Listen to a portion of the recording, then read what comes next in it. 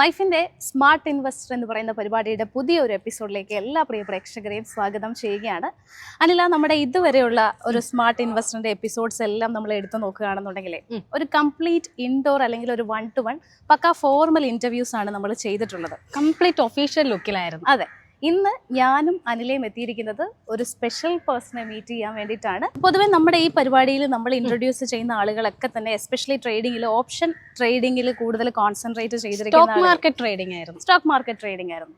ഇന്ന് ഞങ്ങൾ പ്രത്യേകമായിട്ട് ഈ ഒരു സ്പെഷ്യൽ എപ്പിസോഡ് എന്ന് പറയാനുള്ള ഒരു കാരണം എന്ന് പറയുന്നത് ഒരു ലേഡി ട്രേഡർ അല്ലെങ്കിൽ ഒരു വുമൺ ട്രേഡറാണ്. എസ്പെഷ്യലി ഒരു വുമൺ കമോഡിറ്റിയിൽ ട്രേഡ് ചെയ്യുന്നു എന്ന് കേട്ടപ്പോൾ തന്നെ ഞങ്ങൾക്ക് ആ ഒരു ഇൻ്റർവ്യൂ എന്തായാലും എടുക്കണമെന്നുള്ള ഒരു വലിയൊരു ആഗ്രഹം ഉണ്ടായിരുന്നു. അതിൻ്റെ ഒരു ബേസിസിലാണ് ഇന്നത്തെ ഈ ഒരു സ്മാർട്ട് ഇൻവെസ്റ്ററിൻ്റെ ഒരു പുതിയ എപ്പിസോഡ് നിങ്ങളിലേക്ക് എത്തുന്നത്. ഏതായാലും നമ്മൾ ഇന്ന് ഇൻവൈറ്റ് ചെയ്യാൻ പോകുന്നത് തൃശ്ശൂരിൽ നിന്നുള്ള, വേണമെങ്കിൽ നമുക്ക് ദ ക്വീൻ ഓഫ് ഗോൾഡ് എന്നൊക്കെ തന്നെ പറയാം, സബീന മാമിനെയാണ്.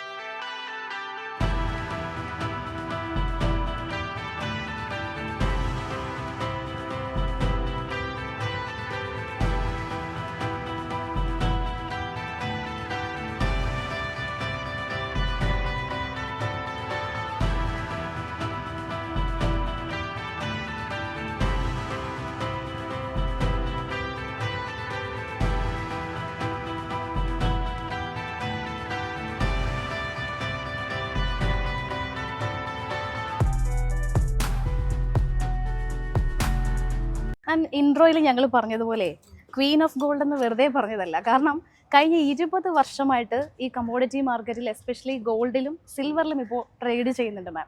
20 വർഷങ്ങൾക്ക് മുൻപ് ട്രേഡിംഗ് എന്ന് പറയുന്നത് തന്നെ വലിയൊരു സംഭവമായിരുന്നു. എസ്പെഷ്യലി അതിലും ഗോൾഡ് എന്ന് പറയുന്നത് പ്രത്യേകിച്ച് സ്ത്രീകൾക്ക് ചിന്തിക്കാൻ പോലും പറ്റാത്ത ഒരു അവസ്ഥയിലായിരുന്നു. എങ്ങനെയാണ് ഈ ഒരു മേഖലയിലേക്ക് വരുന്നത്? അത് പറഞ്ഞുകൊണ്ട് നമുക്ക് മറ്റ് കാര്യങ്ങളിലേക്ക് കിടക്കാം. ഞാനിപ്പോൾ 20 വർഷമായി ഈ ഒരു മേഖലയിൽ നിൽക്കുന്നത്. ഞാനിപ്പോൾ സ്റ്റാർട്ടിങ് നമ്മളിപ്പോൾ ഈ ട്രേഡിംഗ് എന്ന് പറയുന്ന ഈ സെഗ്മെൻറ്റിലേക്ക് നമ്മൾ ഫസ്റ്റ് വന്നത് നമ്മൾ സ്റ്റോക്കിൽ ട്രേഡ് ചെയ്തുകൊണ്ടാണ്. പക്ഷെ നമുക്ക് അത്ര വലിയൊരു അറിവൊന്നും ആ ഒരു സമയത്ത് നമുക്ക് ഉണ്ടായിരുന്നില്ല. ഒരു റൂറൽ ഏരിയയിൽ നിന്നാണ് ഞാൻ വരുന്നത്. അപ്പോൾ നമുക്ക് അവിടെ അതിനോട് പറ്റിയിട്ടുള്ള ഒരു യാതൊരുവിധ സംവിധാനങ്ങളും ഇല്ല. ഇതെങ്ങനെ ചെയ്യുക, പഠിക്കുക എന്നുള്ളതൊന്നും നമുക്കറിയില്ല. അപ്പോൾ ഞാനൊരു ധനം പോലുള്ള മാഗസിൻ അന്ന് നമ്മൾ വായിക്കാറുണ്ട്. അപ്പോൾ അതിൽ നിന്നാണ് നമ്മളിങ്ങനെ സ്റ്റോക്ക് മാർക്കറ്റിനെ കുറിച്ചും കമോഡിറ്റി മാർക്കറ്റിനെ കുറിച്ചിട്ടൊക്കെ നമ്മൾ കേൾക്കുന്നത്. അപ്പം അത് മാത്രമേ അറിയുള്ളൂ. പക്ഷെ മാർക്കറ്റിലോട്ട് എങ്ങനെയാണ് എൻട്രി ചെയ്യുക, മാർക്കറ്റിൽ എങ്ങനെയാണ് ട്രേഡ് ചെയ്യുക എന്നുള്ളതൊന്നും നമുക്കറിയില്ലായിരുന്നു. പിന്നെ നമ്മളൊരു അക്കൗണ്ട് ഓപ്പൺ ചെയ്തു, നമ്മളങ്ങോട്ട് സ്റ്റാർട്ട് ചെയ്തു ധൈര്യത്തോടെ. പക്ഷേ ഒരു കാര്യം ഞാൻ അന്നും തീരുമാനിച്ചിരുന്നു, ഫസ്റ്റ് നമ്മളിത് ചെയ്യുമ്പോൾ നമ്മളതിൽ തന്നെ സ്റ്റിക്ക് ഓൺ ചെയ്യണം. നഷ്ടങ്ങളും കാര്യങ്ങളൊക്കെ നമുക്ക് എന്തായാലും വരും എന്ന് ഉറപ്പുള്ളതായിരുന്നു. കാരണം എന്ന് വെച്ചാൽ നമുക്കത് അറിയില്ല, അറിയാണ്ടാണ് ഈ ഫീൽഡിലേക്ക് വന്നിട്ടുള്ളത്. ലോസ് അക്സെപ്റ്റ് ചെയ്യാൻ തയ്യാറായിട്ട് തന്നെയാണ് വന്നിട്ടുണ്ടായിരുന്നത്. അപ്പോൾ അതുകൊണ്ടാണ് ഇപ്പോൾ ഇത്രയും വർഷം കണ്ടിന്യൂസ് ആയിട്ട് എനിക്ക് അതിൽ വലിയ സന്തോഷമാണ് എനിക്ക്. മാം, ഇപ്പം അതിനകത്ത് ഇപ്പം ഈ ഒരു 20 years എന്ന് പറയുന്ന ചെറിയൊരു കാലയളവല്ല, കംപ്ലീറ്റ് മാറ്റമാണ് ട്രേഡിംഗ് പാറ്റേണിലാണെങ്കിലും ആളുകളുടെ ഒരു ആറ്റിറ്റ്യൂഡിലാണെങ്കിലും ഒക്കെ വന്നേക്കുന്നത്.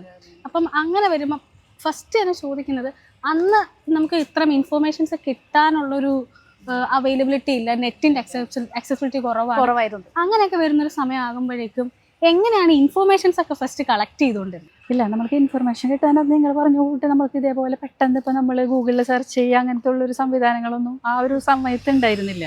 അത് ഞാൻ ഏറ്റവും കൂടുതലായിട്ട് നമ്മൾ ആശ്രയിക്കുന്നത് CNBC ചാനലാണ്. അപ്പോൾ CNBC ചാനലിൽ വരുന്ന ഓരോ ടോക്കുകളും ഇങ്ങനെ ശ്രദ്ധിച്ചുകൊണ്ടിരിക്കും. അപ്പോൾ അതിൽ ഞാൻ കൂടുതലും എനിക്കിഷ്ടപ്പെട്ടത് ഗോൾഡായിരുന്നു എനിക്ക്. കാരണം എന്ന് വെച്ചാൽ സ്റ്റോക്കിലാകുമ്പോൾ നമ്മൾ ഒരുപാട് സെക്ടർ നോക്കണം. അപ്പോൾ അതെനിക്ക് ഇത്തിരി മടിയായിരുന്നു. അപ്പോൾ ഞാൻ വിചാരിച്ചു, ഗോൾഡ് ആകുമ്പോൾ ഒരു ബുള്ളിയൻ എന്ന് പറയുമ്പോൾ നമുക്കിപ്പോൾ സിൽവറും ഗോൾഡും ഒരു പ്രഷ്യസ് മെറ്റൽസ് എന്നുള്ള രീതിയിൽ നമ്മൾ കൂടുതലും അതിലാണ് ഫോക്കസ് ചെയ്യുന്നത്. അപ്പോൾ അതിൽ നിന്നാണ് ഇപ്പോൾ CNBC എന്നുള്ള ഒരു അറിവാണ് എൻ്റെ സ്റ്റാർട്ടിങ് തുടക്കം അതാണ്. നമ്മൾ ഈ ഇന്റർവ്യൂ സ്റ്റാർട്ട് ചെയ്യുന്നതിന് മുൻപ് ഓഫ്ലൈനിൽ കുറച്ച് കാര്യങ്ങൾ പറഞ്ഞിട്ടുണ്ടായിരുന്നു. അതായത് ഒരു ടിപ്പിക്കൽ ഫാമിലിയിൽ നിന്നാണ് മാം വരുന്നത്, ഒരു മുസ്ലിം ഫാമിലി. അപ്പോൾ അതുകൊണ്ട് തന്നെ നമ്മൾ പെട്ടെന്ന് സ്റ്റഡീസ് കംപ്ലീറ്റ് ചെയ്യുക, അല്ലെങ്കിൽ സേഫായിട്ട് എവിടെയെങ്കിലും ഒരു ജോലിക്ക് കയറുക എന്നതാണ് കൂടുതലായിട്ടും ആളുകൾ ഇപ്പോൾ എയിം ചെയ്യുന്നത്. എസ്പെഷ്യലി ഒരു 20 വർഷങ്ങൾക്കൊക്കെ മുൻപ് സ്റ്റഡീസ് തന്നെ അത്രയും ക്ലിയർ ആയിട്ട് ഉണ്ടായിരുന്നില്ല. അവിടെ നിന്നും ഈ വീട്ടുകാരെയൊക്കെ എങ്ങനെയാണ് പറഞ്ഞ് കൺവിൻസ് ചെയ്ത് ഞാൻ എൻ്റെ മേഖല ഇതാണെന്ന് പറയുന്നത് എവിടെ നിന്നാണ്? എനിക്ക് ഏറ്റവും കൂടുതൽ ഇഷ്ടം ജോലിനെക്കാട്ടിലും കൂടുതൽ ബിസിനസ്സിനോടായിരുന്നു. ചെറുപ്പം മുതൽ എനിക്ക് അതിനോടായിരുന്നു താല്പര്യം. ജോലിനോട് അത്രയ്ക്ക് അങ്ങോട്ട് ഒരു ഇഷ്ടം ഉണ്ടായിരുന്നില്ല. അപ്പോൾ എൻ്റെ ഏറ്റവും ഞാനിപ്പോൾ ഇവിടെ നിൽക്കണത് അതേ ഒരു ക്യൂൻ ഓഫ് ഗോൾഡ് എന്നൊക്കെ പറയണത് എനിക്ക് കിട്ടാനുണ്ടായ കാരണം എൻ്റെ ഫാമിലിയാണ്. ഫാമിലി എന്ന് വെച്ചാൽ അത്ര സപ്പോർട്ടിങ് ആയിരുന്നു. എന്ന് വെച്ചാൽ നമുക്കിത് ഒന്നും ഒരു അവയർനെസ്സും ഇല്ലാതിരുന്ന സമയത്താണ് നമ്മൾ മാർക്കറ്റിലോട്ട് വരുന്നത്. അപ്പോൾ ആ വരുന്ന സമയത്ത് നമുക്ക് എപ്പോഴും ലോസും അങ്ങനെയൊക്കെയാണ് വരുന്നത്. പക്ഷെ ആ സമയത്തും ഫാമിലിയിൽ പറയാ അത് സാരമില്ല, നമുക്ക് അറിയാഞ്ഞിട്ട് പറ്റിയതല്ലേ, നമുക്കത് വീണ്ടും ട്രൈ ചെയ്യാം. അത് ഫാമിലി ആയിക്കോട്ടെ, ഫ്രണ്ട്സ് ആയിക്കോട്ടെ, നമ്മളെ നാട്ടിലുള്ള ആളുകളായിക്കോട്ടെ, എല്ലാവരും ഇപ്പോൾ പോലും അത്ര സപ്പോർട്ടിങ് ആണ്. അത് എനിക്ക് ഭയങ്കര സന്തോഷമാണ്. എന്നുവെച്ചാൽ എല്ലാവരും മിക്ക ആളുകളും പറയുന്നത് കേൾക്കാം, മാർക്കറ്റിലേക്ക് വരുന്നത് ഗാംബ്ലിംഗ് ആണ്, അപ്പോൾ അതുകൊണ്ട് ഇത് സ്റ്റോപ്പ് ചെയ്യണം എന്നൊക്കെയാണ്. പക്ഷെ എന്നെ എല്ലാവരും പ്രോത്സാഹിപ്പിക്കാറുണ്ട് പതിവ്. അതായത് ഇത്രയും നാൾ നമ്മൾ ചെയ്തു വന്ന ആ ഒരു ട്രാക്ക് റെക്കോർഡ് കൂടി അതിനകത്തുണ്ടല്ലോ, അതിലൊരു വിശ്വാസ്യതയുണ്ട്. അതുകൊണ്ടാണ് മാം നമ്മൾ തുടക്കത്തിലൊക്കെ സംസാരിച്ചതുപോലെ തന്നെ ഇപ്പം ഈ ഗോൾഡിൻ്റെ വില എന്ന് പറയുന്നത് സ്കൈ റോക്കറ്റ് പോലെയാണ് പൊയ്ക്കൊണ്ടിരിക്കുന്നത്. എസ്പെഷ്യലി നമ്മൾ ഈ ഗോൾഡ് ആഭരണങ്ങളായിട്ട് മേടിക്കുന്നു, ഇതിനപ്പുറത്തേക്ക് ബോണ്ടുകളായിട്ട് തന്നെ പരിചിതമായിട്ട് ഇപ്പോൾ ഈ കുറച്ച് നാളുകളെ ആയിട്ടുള്ളൂ. സാധാരണക്കാരെ സംബന്ധിച്ചിടത്തോളം ഈ ഗോൾഡിലൊക്കെ എങ്ങനെയാണ് ട്രേഡ് ചെയ്ത് കാശുണ്ടാക്കുന്നത് എന്നുള്ളൊരു വലിയൊരു ക്വസ്റ്റ്യൻ അവിടെ നിലനിൽക്കുന്നുണ്ട്. ആസ് എ പ്രോഫിറ്റബിൾ ട്രേഡർ എന്നുള്ള നിലയ്ക്ക് ഈ ഗോൾഡിലെ ട്രേഡിങ്ങിനെ മാം എങ്ങനെയാണ് കാണുന്നത്? ഇപ്പോൾ ഗോൾഡ് കണ്ടിന്യൂസ് ആയിട്ടുള്ള ഒരു റാലി എല്ലാവരും ഇങ്ങനെ ഭയങ്കര ഭയപ്പെടുത്തിക്കൊണ്ടിരിക്കുകയാണ്. പക്ഷെ എനിക്ക് തോന്നുന്നു ആ ഭയം മാറ്റിയിട്ട് അതിൻ്റെ ഉള്ളിലുള്ളൊരു എൻ്റയർലി ഒരു മെസ്സേജ് ഉണ്ട് നമുക്ക് തരണത്. അതായത് ഗോൾഡിൻ്റെ മാർക്കറ്റ് ഉയരുമ്പോൾ ഒരിക്കലും അതൊരു പാനിക് സിഗ്നലായിട്ട് നമ്മൾ കാണാൻ പാടില്ല. പാനിക് കൊണ്ടല്ല അത് കയറിപ്പോകുന്നത്, അതിന് വ്യക്തമായ കാരണങ്ങളുണ്ട് ഗോൾഡ് കയറുന്നതിനായിട്ട്. അപ്പോൾ അത് ഗ്ലോബലി എനിക്ക് തോന്നുന്നു ഒരു ഗ്ലോബലി ആർക്കിടെക്റ്റിൻ്റെ ഒരു മാറ്റം, അതായത് ലോകത്ത് മാറ്റം സംഭവിക്കാൻ പോകുന്നതിൻ്റെ ഒരു സിഗ്നലാണ് നമുക്ക് തരണത്. ആ ഒരു സൂചനയാണ് നമ്മൾക്ക് മാർക്കറ്റ് നൽകിക്കൊണ്ടിരിക്കുന്നത്. അപ്പോൾ അത് എന്താണെന്ന് കണ്ടുപിടിച്ചിട്ട് അതിൻ്റേതായ രീതിയിൽ നമ്മൾ ഒരു എന്താ പറയുക ഒരു ഇൻവെസ്റ്റ്മെൻറ്റ് തയ്യാറാക്കിയിട്ട് ഒരു പോർട്ട്ഫോളിയോ, അതായത് ഇപ്പോൾ ഗോൾഡിൽ നമുക്ക് എത്ര ഇൻവെസ്റ്റ് ചെയ്യണം എന്നൊക്കെ ഉള്ളത് കറക്റ്റായിട്ട് ആ മാറ്റം ശ്രദ്ധിച്ചുകൊണ്ട് ഇൻവെസ്റ്റ് ചെയ്യുന്ന ആളാണ് ശരിയായ ട്രേഡർ. മാം ഇപ്പം പറഞ്ഞപ്പോൾ ഒരു ഷിഫ്റ്റിൻ്റെ ഇൻഡിക്കേഷൻ ആണ് ഈ ഒരു ഹൈക്ക് എന്ന് പറഞ്ഞു. അപ്പം മാമിൻ്റെ ഒരു പെർസ്പെക്റ്റീവിൽ ഇനി ഇപ്പോൾ ഈ ഒരു ഗോൾഡിൻ്റെ ഈ ഒരു റാലി കണ്ടിന്യൂ ചെയ്യുമോ, അല്ലെങ്കിൽ അതിൻ്റെ ഒരു കോസസ് എന്തൊക്കെയായിരിക്കും? നമ്മളിപ്പോൾ ഒരു ഇപ്പോൾ ഗോൾഡിലോട്ട് നമ്മളിപ്പോൾ എൻ്റർ ചെയ്യാൻ പോകുന്നു. ഇപ്പോൾ പുതിയ ആളുകളായാലും ഇപ്പോൾ ഗോൾഡ് കയറുന്നത് മാത്രമേ ആളുകൾക്ക് അറിയുള്ളൂ. ഗോൾഡ് ഇങ്ങനെ കയറി പോകുന്നുണ്ട്, അതിൻ്റെ കാരണങ്ങൾ അറിയുന്നില്ല. അപ്പോൾ കാരണങ്ങൾ അറിഞ്ഞെങ്കിൽ മാത്രമാണ് നമ്മൾക്ക് ശരിയായിട്ട് നമ്മളുടെ ഫണ്ട് മാനേജ് ചെയ്തിട്ട് നമ്മൾക്കതിൽ ബിസിനസ്സാക്കി മാറ്റാനായിട്ട് നമുക്ക് പറ്റുള്ളൂ. അപ്പോൾ ഏറ്റവും അതായത് വേൾഡ് ഇക്കോണമിയിൽ കുറേ ജിയോ പൊളിറ്റിക്കൽ ടെൻഷൻസ്, അല്ലെങ്കിൽ ഇൻഫ്ലേഷൻ, സെൻട്രൽ ബാങ്ക് ബയ്യിങ്, ഇതൊക്കെ ഒന്നിച്ച് വരുമ്പോഴാണ് നമുക്ക് ഈ ഗോൾഡ് ഇത്രയ്ക്കും ഒരു റാലി വരുന്നത് നമുക്ക്. അപ്പോൾ അതിൽ ഏറ്റവും പ്രധാനപ്പെട്ടതായിട്ട് ഇപ്പം നിൽക്കുന്നതെന്ന് വെച്ചിട്ടുണ്ടെങ്കിൽ സെൻട്രൽ ബാങ്കിൻ്റെ ഹ്യൂജ് ബയ്യിങ് ആണ്. അതായത് എനിക്ക് തോന്നുന്നു ഒരു വേൾഡ് ഗോൾഡ് ഡാറ്റ കൗൺസിലിൻ്റെ പ്രകാരം ഒരു 2018 മുതൽ 2025 വരെ കണ്ടിന്യൂസ്ലി ബയ്യിങ് ആയിരുന്നു സെൻട്രൽ ബാങ്ക്. അതായത് ഡോളറിൻ്റെ ഒരു ഡിപ്പെൻഡൻസി കുറയ്ക്കുക, അതായത് റിസർവ് കൂട്ടുക, ഗോൾഡിൻ്റെ റിസർവ് കൂട്ടുക എന്നുള്ളതാണ് ഗോൾഡിനെ ഒരു ടൂളാക്കി മാറ്റുകയാണ്. അപ്പോൾ ആദ്യം നമ്മളൊരു ഇൻവെസ്റ്റ്മെൻറ്റ് മോഡലിലായിരുന്നു ഗോൾഡിനെ കണ്ടിരുന്നത്. ഇപ്പം അങ്ങനെയല്ല. ഇപ്പോൾ ഒരു രാജ്യത്തിൻ്റെ ഒരു റിസർവ് ആയിട്ടാണ് ഗോൾഡിനെ കാണുന്നത്. അത് സെൻട്രൽ ബാങ്കിൻ്റെ ഒരു വെപ്പൺ തന്നെ പറയാം ഗോൾഡ്, അങ്ങനെ മാറിക്കുന്നത്. അപ്പോൾ അതുകൊണ്ട് അത് ഒരു വോൾട്ടാലിറ്റി കുറവുള്ളൊരു മെറ്റലാണ് ഗോൾഡ്. ഒരു ഇൻഡസ്ട്രിയൽ ഇതിലല്ല വരുന്നത്. അപ്പോൾ അതുകൊണ്ട് അതിൻ്റെ പ്രൈസ് എന്ന് പറയുന്നത് എപ്പോഴും സ്റ്റേബിളായിരിക്കും. അതായത് മാർക്കറ്റ് ഇപ്പം ഇങ്ങനെ കയറിക്കൊണ്ടിരിക്കുന്നതാണ്. അപ്പോൾ അതൊരു എനിക്ക് തോന്നുന്ന ഒരു സെൻറ്റിമെൻ്റൽ ഗ്രോത്ത് അല്ല ഗോൾഡിൽ നമുക്ക് എപ്പോഴും കാണാൻ കഴിയുക. അതിന് വ്യക്തമായ കാരണങ്ങളുണ്ടെങ്കിൽ മാത്രമേ ഗോൾഡ് കയറുള്ളൂ. അപ്പോൾ നമ്മൾ വിചാരിക്കും ഇത്ര മാർക്കറ്റ് കയറി, മിക്ക ആളുകളും ശ്രദ്ധിക്കുന്ന ഒരു കാര്യമാണ് ഇത്ര മാർക്കറ്റ് കയറി കണ്ടിന്യൂസ് ആയിട്ട്, അപ്പോൾ ഇനി വലിയൊരു ക്രാഷ് ഉണ്ടാവും എന്നുള്ളത്. അതായത് മാർക്കറ്റിൽ ഒരു ഷോർട്ട് ടേം ആയിട്ട് നമ്മൾക്കൊരു സെല്ലിംഗ് പ്രഷർ വരും ഷോർട്ട് ടേം ആയിട്ട്, പക്ഷെ ഒരു ക്രാഷ് ഉണ്ടാവില്ല ഒരിക്കലും. ഓക്കെ നമ്മൾ ഈ പൊതുവേ നമ്മുടെ മാർക്കറ്റിനെ കുറിച്ചും അല്ലെങ്കിൽ ഗോൾഡിനെ കുറിച്ചും ഒക്കെ സംസാരിക്കുന്ന സമയത്ത് ഫ്ലൈറ്റ് ടു സേഫ്റ്റി എന്നുള്ളൊരു നിലയിലേക്ക് എല്ലാവരും ഗോൾഡിലേക്ക് പെട്ടെന്ന് ബാക്കിയുള്ള മാർക്കറ്റുകളിലൊക്കെ ഒരു പാനിക് സെല്ലിംഗ് വരുന്ന സമയത്ത് ഗോൾഡിലേക്ക് സ്വിച്ച് ഓൺ ചെയ്യാറുണ്ട്. അപ്പം അങ്ങനെ നമ്മൾ ചെയ്യുന്ന സമയത്ത് മാർക്കറ്റ് ഒന്ന് ഇക്കണോമി റിക്കവർ ആകുന്ന സമയത്ത് ഗോൾഡിനെ സംബന്ധിച്ചിടത്തോളം വീണ്ടും അതൊരു ഡൗൺ ട്രെൻഡിലേക്ക് പോകാനുള്ള ഒരു ചാൻസ് ഇല്ലില്ല, അങ്ങനെ വരില്ല. കാരണം എന്താണെന്ന് വെച്ചിട്ടുണ്ടെങ്കിൽ നമ്മളൊരു സേഫ് ഹെവൻ പ്രൊഡക്റ്റ് എന്നുള്ള രീതിയിലാണ് ഗോൾഡിനെ നമ്മൾ കാണുന്നത്. അതായത് ഇപ്പം റെസിഷൻ ടൈമിൽ, അതായത് ഇപ്പോൾ ഒരു റെസിഷൻ ഇക്കോണമിയിൽ ഒരു റെസിഷൻ ബാധിച്ചിരുന്നെങ്കിൽ, അതായത് ഇപ്പോൾ ഒരു economy slow down, stock market crash, job loss, ഇങ്ങനെയൊക്കെ വരുമ്പോൾ ഒരു റെസിഷൻ ടൈമിൽ ആളുകൾ പാനിക്കായി പോവാണ്. എന്താണ് ചെയ്യാന്നുള്ളത്. അവിടെ ആളുകൾ ഒരിക്കലും, എനിക്ക് തോന്നുന്നു, അവിടെ പ്രോഫിറ്റ് എല്ലാ ആളുകൾ നോക്കുക, അവരുടെ സേഫ്റ്റിയാണ്. ഒരിക്കലും ഗോൾഡിനെ ഒരു പ്രോഫിറ്റബിൾ ആയിട്ടല്ല കാണേണ്ടത്. ശരിക്കും നമ്മളുടെ ഒരു സേഫ് ആയിട്ടുള്ള ഒരു റോളാണ് ഗോൾഡിന് ശരിക്കും ഉള്ളത്. നമ്മളെ പ്രൊട്ടക്റ്റ് ചെയ്യാന്നുള്ളതാണ്. ഇപ്പം റിസർവ് ബാങ്കുകളും സെൻട്രൽ ബാങ്കുകളും ഇത് റിസർവ് ചെയ്ത് വെക്കുന്നത് ഇതിനെ പ്രൊട്ടക്റ്റ് ചെയ്യാന്നുള്ള രീതിയിൽ മാത്രമാണ് ഇത് ചെയ്തുകൊണ്ടിരിക്കുന്നത്. അപ്പം നമ്മൾ ഇപ്പോൾ ഒരു റെസിഷൻ ടൈമിൽ സേഫ് ഹെവൻ പ്രൊഡക്റ്റ് എന്നുള്ള രീതിയിൽ എല്ലാവരും ഗോൾഡിനോട്ട് ഇൻവെസ്റ്റ്മെൻറ്റ് മാറ്റാണ്. കാരണം എന്താണെന്ന് വെച്ചാൽ നമ്മൾക്കിപ്പോൾ ഒരു ബാങ്ക്രപ്റ്റ്, അതായത് കമ്പനി ബാങ്ക്രപ്റ്റ് ഇല്ല, ആ റിസ്ക് ഇല്ല ഗോൾഡ് ആവുമ്പോൾ. മറ്റുള്ള ഇപ്പോൾ സ്റ്റോക്കിലൊക്കെ ആണെങ്കിൽ നമുക്ക് ഹൈ വോൾറ്റാലിറ്റിയാണ്, എല്ലാം നമുക്ക് വരും. പിന്നെ കൗണ്ടർ പാർട്ടി റിസ്ക് ഇല്ല, ഒന്നുമില്ല നമ്മൾക്ക്. അപ്പോൾ അതുകൊണ്ട് എപ്പോഴും എനിക്ക് തോന്നുന്നു ഒരു ഹിസ്റ്റോറിക്കലി ടൈമിൽ മുതൽ ഗോൾഡിനാണ് ഒരു സേഫ് ഹെവൻ പ്രൊഡക്റ്റ് എന്നുള്ള രീതിയിൽ നമ്മൾ കണക്കാക്കുന്നത്. അപ്പോൾ എല്ലാവരും ചോദിക്കും, ഇതൊക്കെ നമുക്ക് താൽക്കാലികമാണ്, റെസിഷൻ നമ്മൾക്ക് അത് റിക്കവറി ആവും, അതാണ് ഞാൻ ചോദിച്ചത്, അത് റിക്കവറി ആവും. അപ്പം അത് ഗോൾഡ് താഴെ പോരില്ല. അത് താഴെ പോരില്ല. കാരണം എന്ന് വെച്ചാൽ ഒരു ഷോർട്ട് ടേമിൽ ഒരു ചെറിയ സ്മോൾ സെല്ലിങ് വരാം, ഒരു സെല്ലിംഗ് പ്രഷർ വരാം. പക്ഷെ ഒരിക്കലും ആ സെല്ലിംഗ് പ്രഷർ വരുന്നത്, ഇപ്പം ഗോൾഡ് കയറുന്നത് സെൻട്രൽ ബാങ്കിന്റെ ബൈയിങ് കൊണ്ടാണ്. പക്ഷെ ഗോൾഡ് ഇറങ്ങുന്നത് സെൻട്രൽ ബാങ്ക് വിൽക്കില്ല. അതായത് അവർ കയ്യിൽ റിസർവ് കൂട്ടേ ചെയ്യുള്ളൂ. അവരുടെ കയ്യിലുള്ള ഗോൾഡ് ഒരിക്കലും ഗോൾഡ് റിസർവ്സ് എപ്പോഴും കൂട്ടിക്കൊണ്ടിരിക്കും. അത് വിൽക്കുന്നത് കൊണ്ടല്ല മാർക്കറ്റിൽ ഡൗൺ ആയി പോകുന്നത്. അതായത് ഇപ്പോൾ ഈ ഡെറിവേറ്റീവ്സ് ഫ്യൂച്ചർ മാർക്കറ്റിൽ, അതായത് ഇപ്പോൾ ഏറ്റവും കൂടുതൽ ട്രേഡ് ഫിസിക്കൽ ഗോൾഡിനെക്കാട്ടിലും ഏറ്റവും കൂടുതൽ ട്രേഡ് നടക്കുന്നത് ഡിജിറ്റൽ ഗോൾഡിലാണ് നടക്കുന്നത്. അപ്പോൾ അവർ ഒരു സെൻട്രൽ ബാങ്ക് ബൈ ചെയ്യുമ്പോൾ നമുക്കൊരു ഗ്ലോബൽ കോൺഫിഡൻസ് ആണ് നൽകണത്. അതൊരു ട്രസ്റ്റാണ്. ഇവർ വാങ്ങിക്കുന്നുണ്ട്, അപ്പോൾ അതുകൊണ്ട് ഗോൾഡ് നമുക്ക് സേഫ് ആയിരിക്കും. അപ്പം എന്താ പറയുന്നത്, വലിയ വലിയ institutions, ETFs funds, sovereign golds, അവരൊക്കെ എന്താ ചെയ്യുന്നത് വെച്ചാൽ ഹെവി ആയിട്ട് ഇത് ബൈങ് ചെയ്തുകൊണ്ടിരിക്കുമ്പോൾ ഒരു പർട്ടിക്കുലർ ടൈം എത്തുമ്പോൾ എന്തായാലും ഒരു ചെറിയ പ്രോഫിറ്റ് ബുക്കിംഗ് വരണം. ഒരു ഡിപ്പ്, അതായത് ഒരിക്കലും ഒരു സ്ട്രെയിറ്റ് ലൈനായിട്ട് ഗോൾഡ് കയറി, ഹെൽത്തി കറക്ഷൻ, ഒരു കറക്ഷൻസ് എപ്പോഴും ഉണ്ടാവണം. അതായത് ഗോൾഡിൻ്റെ ഇപ്പം എനിക്ക് തോന്നുന്നു ഇപ്പം ഈ ഒരു ഇത്രയ്ക്കും വലിയൊരു ബൈയിങ് വന്നതുകൊണ്ട്, അതായത് എനിക്ക് തോന്നുന്നു ഒരു 2024 സെൻട്രൽ ബാങ്ക് 1200 ടണ്ണ് ഒറ്റയ്ക്ക് വാങ്ങിച്ചു, ഒരൊറ്റ സ്റ്റെപ്പ് ഇതായിട്ട് വാങ്ങിച്ചിട്ടുണ്ട്. അപ്പം അങ്ങനെ വന്നപ്പോഴാണ് ഗോൾഡ് ഒരു വലിയൊരു റാലി, കറക്ഷൻ ഇല്ലാത്തൊരു റാലിയിലേക്ക് പോയിട്ടുണ്ടായിരുന്നത്. പക്ഷേ മാം, അങ്ങനെ നമ്മൾ പറയുമ്പോൾ പോലും ഈ സെൻട്രൽ ബാങ്ക് ഇങ്ങനെ കണ്ടിന്യൂസ് വാങ്ങിക്കുമ്പോൾ ശരിക്കും ഇപ്പോൾ ഒരു ഡെവലപ്ഡ് നേഷൻ്റെ ഒരു സെൻട്രൽ ബാങ്ക് കമ്പാരിറ്റീവ്ലി വളരെ പവർഫുൾ ആയിരിക്കും.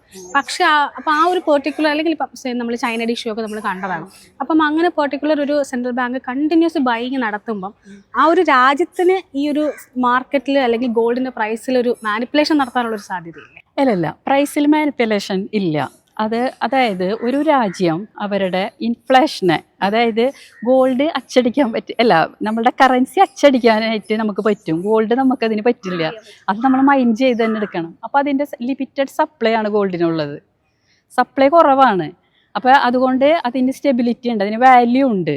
അപ്പോൾ കറൻസിയുടെ പോലെ ഇങ്ങനെ വോൾറ്റാലിറ്റി കുറവാണ്. അതുകൊണ്ടാണ് സെൻട്രൽ ബാങ്കുകൾ ഗോൾഡിൻ്റെ റിസർവായിട്ട് സൂക്ഷിക്കുന്നത്. അപ്പോൾ അവിടെ അവരൊരു ഈ വാങ്ങിച്ച ഗോൾഡ് ഒരു ഹെവി സെല്ലിങ്ങിലോട്ട് അപ്പോൾ അത് വിൽക്കാനായിട്ട് പോകുന്നുണ്ടെങ്കിൽ അത് മാർക്കറ്റിന് തെറ്റായ ഒരു സിഗ്നലായിരിക്കും നൽകുക. അപ്പോൾ ആളുകൾ പാനിക്കാവും, ആ ഒരു ട്രസ്റ്റ് നഷ്ടപ്പെടുകയാണ് നമുക്ക് ചെയ്യുന്നത്. അത് ഓക്കെ മാം, ഇപ്പോൾ ഞാൻ ഒരു ഇൻവെസ്റ്റർ ആണെന്ന് വിചാരിക്കുക, അല്ലെങ്കിൽ ഒരു സാധാരണക്കാരനായിട്ടുള്ള ഒരു ഇൻവെസ്റ്റർ പ്രത്യേകിച്ച് ഗോൾഡിൽ ഇൻവെസ്റ്റ് ചെയ്യണം, അല്ലെങ്കിൽ അയാളുടെ പോർട്ട്ഫോളിയോയിലേക്ക് ആഡ് ചെയ്യണം എന്നൊക്കെ ആഗ്രഹിക്കുന്ന ഒരാൾ എങ്ങനെയായിരിക്കണം അയാളുടെ ഒരു പോർട്ട്ഫോളിയോയിലേക്ക് ഗോൾഡിനെ കൊണ്ടുവരുന്നത്? ഏത് റേഷ്യോയിലായിരിക്കണം? അതായത് നമ്മൾ ഒരിക്കലും ഇപ്പോൾ ഗോൾഡിൻ്റെ, ഞാൻ പറഞ്ഞില്ല ഗോൾഡിൻ്റെ മാർക്കറ്റ് ഇത്ര കയറി, അപ്പോൾ അതുകൊണ്ട് നമ്മൾക്ക് പെട്ടെന്ന് പ്രോഫിറ്റ് ഉണ്ടാക്കണം, അതായത് ഒരു പ്രൈസ് ചേസിങ് എന്ന് പറയും, അതൊരിക്കലും നമ്മൾ ചെയ്യരുത്. പ്രൈസ് ചേസിങ് ചെയ്യരുത്. അതായത് നമ്മളെ ഒരു സ്ട്രക്ചർ ഉണ്ടാക്കണം. ആദ്യം ഒരു ഇൻവെസ്റ്റ്മെൻറ്റ് ചെയ്യുന്നുണ്ടെങ്കിൽ ഒരു സ്ട്രക്ചർ ഉണ്ടാക്കുക. അതായത് ഒരു സ്റ്റെപ്പ് ബൈ സ്റ്റെപ്പായിട്ട് നമ്മൾ മാർക്കറ്റിലേക്ക് എൻ്റർ ചെയ്യാനേ പറ്റുള്ളൂ. ഇപ്പം നമ്മളുടെ കയ്യിൽ ഇപ്പോൾ ഇത്ര ക്യാഷ് ഉണ്ടെങ്കിൽ അതിൻ്റെ ഒരു 10-15% നമ്മൾ ഫസ്റ്റ് ടൈം ഉപയോഗിക്കുക. അപ്പം അത് കഴിഞ്ഞിട്ട് മാർക്കറ്റ് ഒരു ഡിപ്പ് വരികയാണെങ്കിൽ മാത്രം അടുത്ത ഒരു ഇതിലോട്ട് ആഡ് ചെയ്യും. Buy on dip strategy follow ചെയ്യാൻ സ്ട്രാറ്റജി നമുക്ക് ഫോളോ ചെയ്യാൻ പറ്റുള്ളൂ. അപ്പോൾ നമുക്ക് എന്താണെന്ന് വെച്ചിട്ടുണ്ടെങ്കിൽ അതിൻ്റെ റിസ്ക് നമുക്ക് മിനിമൈസ് ചെയ്യാൻ പറ്റും. നമുക്ക് അങ്ങനെ നമ്മൾ പോർട്ട്ഫോളിയോ തയ്യാറാക്കണം. അങ്ങനെയുള്ളവർക്ക് മാത്രമല്ലാണ്ട് നമ്മൾ പെട്ടെന്ന് ഇങ്ങനെ ഗോൾഡ് ഇത്രയും കയറിയോ എങ്കിൽ എനിക്ക് പ്രോഫിറ്റ് കിട്ടില്ല എന്നുള്ള പേടിക്കെല്ലാവരും കൊണ്ടുവന്ന് പെട്ടെന്ന് ഗോൾഡ് പർച്ചേസ് ചെയ്യും. എന്ന് വെച്ചാൽ ഗോൾഡിൽ എന്തായാലും ഒരു ഷോർട്ട് സെല്ലിങ് വരും നമുക്ക്. അപ്പോൾ അതുവരെ നമ്മൾ പേഷ്യൻസ് കാണിക്കുക, ഡിസിപ്ലിനായിട്ട് കാണിക്കുക. പിന്നെ എനിക്ക് തോന്നുന്നു ഇപ്പോൾ ഈ ഒരു റീറ്റെയിൽ ഇൻവെസ്റ്റ്മെൻറ്റ് നടത്തുന്നതിനെക്കാട്ടിലും നല്ലത് ഇപ്പോൾ എനിക്ക് തോന്നുന്നു ഇപ്പോൾ ഈ സോവറിൻ ബോണ്ട്സുകൾ അതിലൊക്കെ ഇൻവെസ്റ്റ് ചെയ്യുന്നത് ETF അതിലേറ്റവും നല്ല പ്രോഫിറ്റബിൾ ആയിട്ടുള്ളത് സോവറിൻ ബോണ്ട്സ് ആണ്. അതിലാവുമ്പോൾ ഇപ്പോൾ പ്രൈസ് ഇൻക്രീസ് ചെയ്യുകയും ചെയ്യും, പ്ലസ് 2.5% നമുക്ക് ഇൻട്രസ്റ്റ് ഉണ്ട് ആനുവലി. പിന്നെ ഏറ്റവും വലിയൊരു ബെനിഫിറ്റ് എന്ന് പറഞ്ഞിട്ടുണ്ടെങ്കിൽ അത് 8 വർഷമാണ് അതിൻ്റെ കാലാവധി. അപ്പോൾ 8 വർഷം കഴിയുമ്പോൾ ക്യാപിറ്റൽ ഗെയിൻ ടാക്സിൻ്റെ ഇത് 0 ആണ്. ഓക്കെ. അത് നമുക്ക് എനിക്ക് തോന്നുന്നു ഏറ്റവും നല്ലൊരു ഗവൺമെൻറ് സെൻട്രൽ ബാങ്ക് കൊണ്ടുവന്നിട്ടുള്ള സ്കീമിൽ ഏറ്റവും നല്ലത് അതാണെന്ന് തോന്നുന്നുണ്ട്. നമ്മളിപ്പോൾ ഈ ഗോൾഡിന്റെ കേസിൽ ഫിസിക്കലും ഡിജിറ്റൽ ഗോൾഡും ഉണ്ട്. ഇതിന്റെ ഒരു പ്രപ്പോർഷൻ എങ്ങനെയായിരിക്കണം മാനേജ് ചെയ്യേണ്ടത്? അല്ല, ഫിസിക്കൽ ഗോൾഡിലേയും പറഞ്ഞില്ല, ഫിസിക്കൽ ഗോൾഡ് സ്റ്റഡിയാണ്. ഫിസിക്കൽ ഗോൾഡിനെക്കാട്ടിലും മാർക്കറ്റിൽ ഏറ്റവും കൂടുതൽ ട്രേഡ് ചെയ്യുന്നത് പേപ്പർ ഗോൾഡാണ്, ഡിജിറ്റൽ ഗോൾഡാണ് ഏറ്റവും കൂടുതൽ. അതായത് എനിക്ക് തോന്നുന്നു 100 കണക്കിന് 1000 കണക്കിന് ഇത് പേപ്പർ ഗോൾഡാണ് വരുന്നത്. അതിൻ്റെ സെല്ലിംഗ് പ്രഷർ കൊണ്ടാണ് മാർക്കറ്റിൽ പ്രൈസ് ചേഞ്ചിങ് വരുന്നത്. അതല്ലാതെ ഫിസിക്കൽ ഗോൾഡ് എപ്പോഴും അതായത് വിൽക്കുന്നുണ്ടെങ്കിൽ സെൻട്രൽ ബാങ്കുകൾ വിൽക്കണം, അവർ എന്തായാലും വിൽക്കില്ല. നമ്മൾ ഈ ആർട്ടിഫിഷ്യൽ ഇൻ്റലിജൻസിൻ്റെ ഒരു കടന്നുവരവ് ഇപ്പോൾ തീർച്ചയായിട്ടും ഓട്ടോമാറ്റഡ് ട്രേഡുകളിലൊക്കെ ഒരുപാട് ഉപയോഗിക്കുന്നുണ്ട്. എസ്പെഷ്യലി നമ്മുടെ ഈ ഗോൾഡ് ട്രേഡിൽ ഒരുപാട് മാറ്റങ്ങൾ കൊണ്ടുവരുന്നുണ്ട്, റിസ്ക് മാനേജ്മെൻറ്റുകളിൽ മാറ്റങ്ങൾ വരുന്നുണ്ട്. ഈ AI കടന്നുവരവ് പ്രഷ്യസ് മെറ്റലിൻ്റെ ട്രേഡിങ്ങിൽ എങ്ങനെയാണ് മാം വിലയിരുത്തുന്നത്? അതിൽ കുറേ ഹെഡ് ഇതിൽ സ്വാധീനം ചെലുത്തിയിട്ടുണ്ട്. കാരണം എന്ന് വെച്ചാൽ ഞാനൊക്കെ ട്രേഡിങ് ചെയ്യുന്ന സമയത്ത് ഒരു ദിവസം എനിക്ക് തോന്നുന്നു ചെറിയ മൂവ്മെൻറ്റേ ഉണ്ടാവുള്ളൂ. ഗോൾഡിലും സിൽവറിലൊക്കെ ഇപ്പോൾ ഒരു കൂടി വന്നിട്ടുണ്ടെങ്കിൽ സിൽവറൊക്കെ ഇപ്പോൾ ഒരു 600 പോയിന്റ് 500 പോയിന്റ് അങ്ങനത്തെ ഒക്കെ ഉള്ള ഒരു കാലഘട്ടമായിരുന്നു. പക്ഷെ എനിക്ക് തോന്നുന്നു ഈ ഒരു ആർട്ടിഫിഷ്യൽ ഇൻ്റലിജൻസിൻ്റെ ആ ഒരു കടന്നുവരവോട് കൂടിയിട്ട് പ്രൈസിൽ ഭയങ്കര വ്യത്യാസം വന്നു. വോൾറ്റാലിറ്റി ഭയങ്കരമായിട്ട് കൂടി, ഭയങ്കര വോൾറ്റാലിറ്റിയാണ്. അതിൻ്റെ എനിക്ക് തോന്നുന്നത് ഇപ്പോൾ ഒരു പെട്ടെന്നൊരു ന്യൂസ് വന്നു അല്ലെങ്കിൽ ഒരു ഡാറ്റ വന്നു. അപ്പോൾ ആദ്യമൊക്കെ ആണെങ്കിൽ നമ്മൾക്കത് കിട്ടണമെന്നുണ്ടെങ്കിൽ അല്ലെങ്കിൽ മാർക്കറ്റിനെ അത് എഫക്റ്റ് ചെയ്യണമെന്നുണ്ടെങ്കിൽ ഒരു ചുരുങ്ങിയത് ഒരു 5 മിനിറ്റെങ്കിലും ഒക്കെ എടുക്കും. ഒരു ഡിലേ ഉണ്ടായിരുന്നു. അപ്പോൾ അത് കഴിഞ്ഞിട്ടാണ് മാർക്കറ്റിൽ ആ ന്യൂസിൻ്റെ ഇമ്പാക്ട് റിപ്പിൾ എഫക്റ്റ് വരുന്നത്. പക്ഷേ ഇതിൻ്റെ ഒരു കടന്നു വരവോട് കൂടി എനിക്ക് തോന്നുന്നു ഒരു മില്യൺ സെക്കൻഡ്സിൽ ഓടുകൂടിയിട്ട് അവിടെ ഇത് നടക്കുകയാണ്. കണ്ണ് ചിമ്മുന്ന നേരം കൊണ്ട് മാറ്റങ്ങൾ വന്ന് വോൾട്ടാലിറ്റി ഭയങ്കര കൂടുതലാണ്. പക്ഷെ ഈ ഒരു വോൾട്ടാലിറ്റി ഇതിൽ നമുക്ക് ഈ റീറ്റെയിൽ ട്രേഡേഴ്സിന് ഭയങ്കര റിസ്ക് ആയിരിക്കും, ക്യാച്ച് ചെയ്യാൻ ഭയങ്കര ബുദ്ധിമുട്ടായിരിക്കും. വലിയ വലിയ ഇൻസ്റ്റിറ്റ്യൂഷൻസ് ഓക്കെ. അങ്ങനെ വരുമ്പം റീറ്റെയിലേഴ്സിന് എങ്ങനെയായിരിക്കും അവിടെ റിസ്കിനെ മാനേജ് ചെയ്യേണ്ടത്? അല്ല, റീറ്റെയിൽ അങ്ങനെ ഈ വോൾട്ടാലിറ്റി ഉള്ള സമയത്ത് ഡിസിപ്ലിൻ കീപ്പ് ചെയ്യുക. അത് കഴിഞ്ഞതിന് ശേഷം മാത്രം നമുക്ക് എന്തായാലും അത് കഴിഞ്ഞിട്ട് ഒരു എൻട്രി ഉണ്ടാവുമല്ലോ, അതിൽ മാത്രം നമ്മൾ എൻട്രി ചെയ്യാനേ പറ്റുള്ളൂ. സ്റ്റിക്ക് ഓൺ സ്ട്രാറ്റജി എന്നുള്ള രീതിയിൽ തന്നെ എടുക്കാൻ പറ്റുള്ളൂ. ലിവറേജ് കൂടുതൽ എടുക്കാതിരിക്കുക. ലിവറേജ് നമ്മൾ വിചാരിക്കും ലിവറേജ് എടുക്കുമ്പോൾ നമുക്ക് ഇത്ര ലോട്ട് വെച്ച് എടുക്കുമ്പോൾ പ്രോഫിറ്റ് അധികം കിട്ടുന്നു. അത് എനിക്ക് തോന്നുന്നത് കൂടുതലും നമ്മളൊരു പാനിക് ട്രേഡറായിട്ട് മാറിക്കൊണ്ടിരിക്കും. നമ്മളത് ഇമോഷൻസിനെ ബേസ് ചെയ്തുകൊണ്ടുള്ള ട്രേഡിങ്ങിനേക്കാൾ കൂടുതലും ഇമോഷൻസ് ആണ് എല്ലാവരും യൂസ് ചെയ്യണത്. പക്ഷേ ഇമോഷൻസ് അല്ലാതെ എനിക്ക് തോന്നുന്നത് പഠിച്ച് ചെയ്യുകയാണെങ്കിൽ കുറച്ചും കൂടി നല്ലത്. അപ്പോൾ അവിടെ എനിക്കൊരു കൗണ്ടർ ക്വസ്റ്റ്യൻ ചോദിക്കാനുള്ളതേ, സാധാരണ നമ്മൾ ട്രേഡിങ്ങിലൊക്കെ തന്നെ 1 വർഷം പോട്ടെ, ഒരു 2-5 വർഷം വരെ കാര്യമായിട്ടുള്ള ചേഞ്ചസ് ഒന്നും ഉണ്ടാകുന്നില്ല, നെറ്റ് ലോസിലേക്ക് പോവുകയാണ്. എന്നാൽ ഇത് വേണ്ടാന്നും പറഞ്ഞ് ഉപേക്ഷിച്ച് പോകുന്ന ഒരു രീതിയാണ് പലപ്പോഴും നമ്മൾ എസ്പെഷ്യലി F1 ഓയിലൊക്കെ തന്നെ കാണുന്നത്. അവിടെയും ഈ 20 വർഷത്തെ ഒരു ജേർണി എന്ന് പറയുന്നത് മാമിൻ്റെ ആ ഒരു തീരുമാനത്തിൽ ഉറച്ചു മുന്നോട്ട് പോവുകയായിരുന്നു. എന്താണ് ആ ഒരു മൈൻഡ് സെറ്റിന് പിന്നിൽ നിന്ന് നമ്മുടെ പ്രേക്ഷകർക്ക് കൂടി പറഞ്ഞു കൊടുത്താൽ വലിയ ഉപകാരമാണ്. നമ്മൾ ഇതിൽ ഇപ്പം ഞാൻ കമ്മോഡിറ്റി മാർക്കറ്റിൽ ഗോൾഡ് മാർക്കറ്റിലേക്ക് വന്നപ്പോൾ അതൊരു വലിയൊരു സാധ്യത ആണെന്ന് എനിക്ക് മനസ്സിലായി. അന്ന് എനിക്ക് മനസ്സിലായി. അതായത് ലോസ് വരുമ്പോൾ നമുക്ക് അവിടെ മനസ്സിലായി ഇതിൽ ഹെവി പ്രോഫിറ്റ് ഒളിഞ്ഞിരിപ്പുണ്ടെന്നുള്ളത്. അപ്പോൾ അത് കണ്ടുപിടിക്കുക എന്നുള്ളതായിരുന്നു എൻ്റെ ഏറ്റവും വലിയൊരു തീരുമാനം.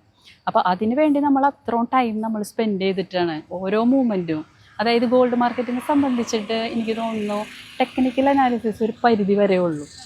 ന്യൂസ് ബേസ് മാർക്കറ്റാണ്. അതായത് എന്ത് ന്യൂസ് ആണോ എന്നെങ്കിൽ സഡൻലി അത് മാർക്കറ്റിനെ എഫക്റ്റ് ചെയ്യും. അത് അങ്ങനെയാണ്. അതായത് ഇപ്പം നമ്മളിപ്പോൾ ഒരു ചാർട്ട് നോക്കി ഇന്ന പ്രൈസ് വരുമ്പോൾ ബൈ ചെയ്യാം, അതൊന്നും പൊതുവെ ഫണ്ടമെന്റലും ടെക്നിക്കലും ബാലൻസ് ചെയ്ത് പോവാന്നാണല്ലോ കേട്ടിരിക്കുന്നത്. ഫണ്ടമെന്റൽസ് ആണ് മാർക്കറ്റിനെ നിയന്ത്രിക്കുന്നത് കൂടുതലും. അതല്ലാതെ ടെക്നിക്കലി ആയിട്ട് ഭയങ്കര കുറവാണ്. അപ്പം നമ്മൾ ആ ഡാറ്റാസുകൾ ഇപ്പോൾ യു എസ് മാർക്കറ്റാണ് ഇതിൻ്റെ മെയിൻ ലീഡ് ചെയ്യുന്നത്. അപ്പോൾ യു എസിൻ്റെ ഡാറ്റാസ് ഉണ്ടാവും. ഇപ്പോൾ ഏറ്റവും പ്രധാനപ്പെട്ടത് ഇപ്പോൾ jobless claims, retail price index, അപ്പോൾ കൺസ്യൂമർ പ്രൈസ് ഇൻഡെക്സ്. അപ്പോൾ അങ്ങനത്തുള്ള ഡാറ്റാസ് എല്ലാ അരമണിക്കൂർ ഹാഫ് അവർ കൂടുമ്പോഴും ഡാറ്റാസ് പുറത്ത് വരുന്നുണ്ട്. പക്ഷേ സാധാരണക്കാരെന്താ ചെയ്യാന്ന് വെച്ചാൽ അതൊന്നും ശ്രദ്ധിക്കില്ല. അപ്പോൾ മാർക്കറ്റിൽ എന്തെങ്കിലും ഒരു ഫ്ലക്ച്വേഷൻ വരണത് അത് അവിടെ അത്രയും ഇമ്പാക്റ്റ് നടക്കുന്നത് കൊണ്ടാണ്, അതല്ലാതെ നമ്മളുടെ കുഴപ്പം കൊണ്ടല്ല.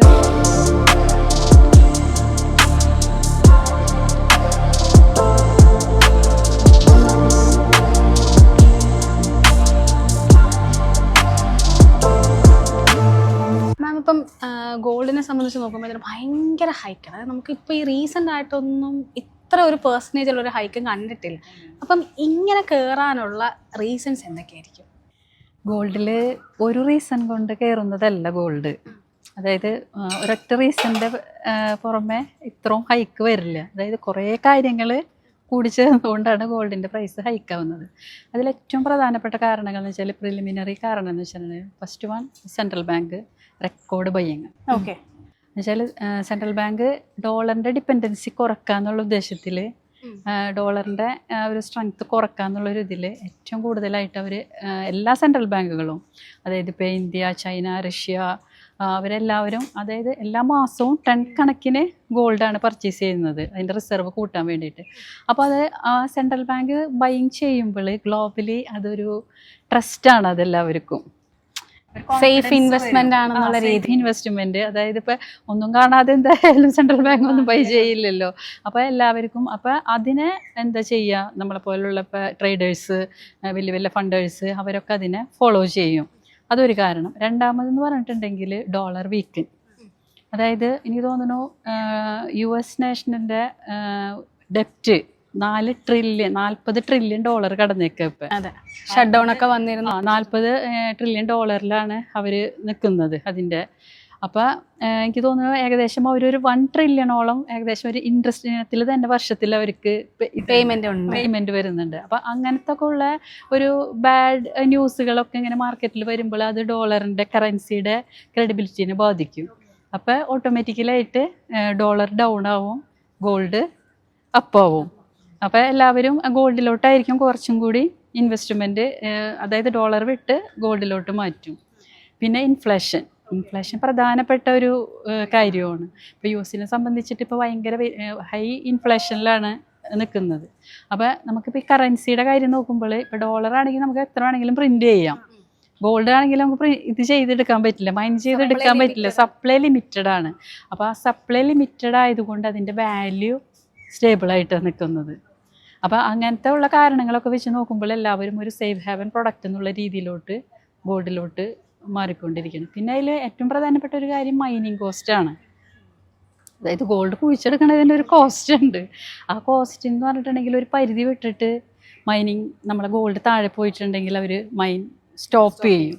അപ്പോൾ അങ്ങനെ വരുമ്പോൾ ഗോൾഡിന് അത് വിലയെ ബാധിക്കും. അതായത് ഏകദേശം ഒരു ഔൺസ് ഗോൾഡ് എന്ന് പറയുമ്പോൾ ഒരു 31 ഗ്രാം വരും. അതായത് നമ്മളുടെ ഇവിടുത്തെ ഒരു 4 പവൻ വരുന്നുണ്ട്. അപ്പോൾ അത് മൈൻ ചെയ്തെടുക്കണം എന്നുണ്ടെങ്കിൽ ഏകദേശം ഒരു $1500 കോസ്റ്റ് തന്നെ വരുന്നത്.